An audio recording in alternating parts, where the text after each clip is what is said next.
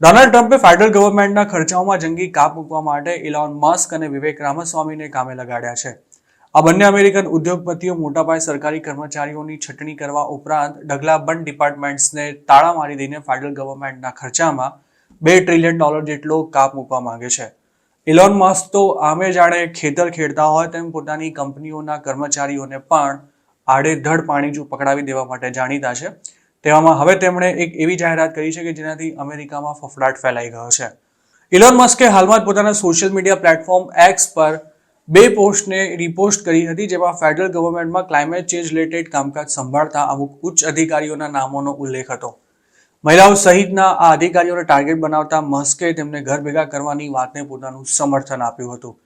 Donald Trump સત્તા સંભાળે તે પહેલા જ ઇલોન મસ્ક દ્વારા આ રીતે કોઈ ફેડરલ ગવર્મેન્ટ ઓફિસરના નામનો ઉલ્લેખ કરવા પર અમેરિકામાં હવે હોબાળો મચ્યો છે અને ઘણા લોકોને લાગી રહ્યું છે કે ઇલોન મસ્કના કહેવા પર તેમની પણ ગમે ત્યારે હકાલપટ્ટી થઈ શકે છે.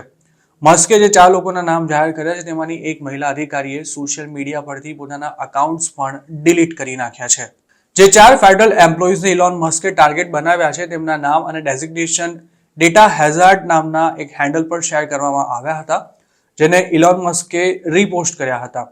તેમાં અર્પિતા ભટ્ટાચાર્ય નામના એક ઇન્ડિયન અમેરિકન મહિલાનું નામ પણ સામેલ છે, જેમનો રોલ સિનિયર એડવાઇઝર અને ચીફ ક્લાઇમેટ ઓફિસરનો છે. એશ્લે થોમસ નામના એક મહિલાની વિગતોને રીપોસ્ટ કરતા મસ્કે એવું લખ્યું હતું કે આ પ્રકારની ઘણી ફેક જોબ્સ હાલ ચાલી રહી છે. ટ્રમ્પે પોતાને જાણે છૂટો દોર આપી દીધો હોય તેમ વર્તી રહેલા ઇલોન મસ્કની આ હરકતને કારણે ફેડરલ એમ્પ્લોઈઝ પોતાની જોબ ગમે ત્યારે જઈ શકે છે તેવા ડરથી ફફડી રહ્યા છે. અમેરિકન ન્યૂઝ ચેનલ CNN સાથે વાત કરતા ઘણા લોકોએ એવું પણ જણાવ્યું હતું કે ટ્રમ્પના આવ્યા બાદ પોતાની જિંદગી કાયમ માટે બદલાઈ જશે.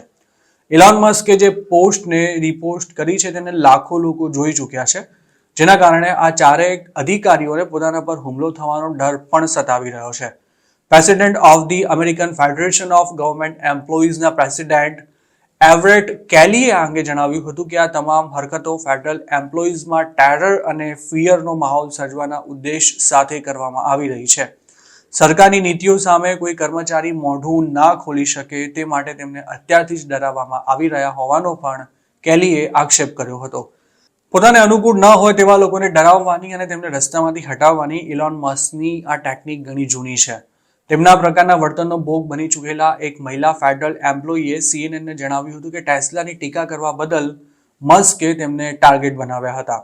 ડિપાર્ટમેન્ટ ઓફ ગવર્મેન્ટ એફિશિયન્સીને લીડ કરનારા ઇલોન મસ્ક અને વિવેક રામાસ્વામી પોતાના વિરોધીઓને નિશાન બનાવવામાં અને કોઈપણ રીતે ટ્રમ્પનો કક્કો સાચો સાબિત કરવામાં એકમેકથી ચડિયાતા છે.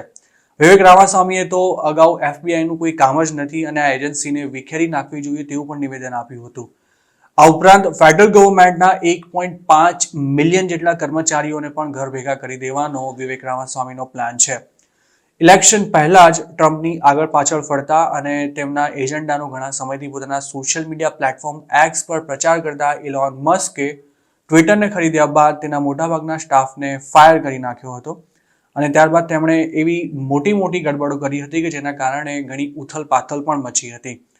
મસ્કે જે રીતે ટ્વિટરને હેન્ડલ કર્યું હતું તેના કારણે આખી દુનિયામાં તેમની ટીકા થઈ હતી, પરંતુ ડોનાલ્ડ ટ્રમ્પ તેમનાથી પ્રભાવિત થયા હતા અને તેમણે એવી ઈચ્છા પણ વ્યક્ત કરી હતી કે મસ્કે જે રીતે ટ્વિટરને રિશેપ કર્યું તે જ રીતે તેઓ ફેડરલ ગવર્મેન્ટના ખર્ચા ઘટાડવામાં મદદ કરશે.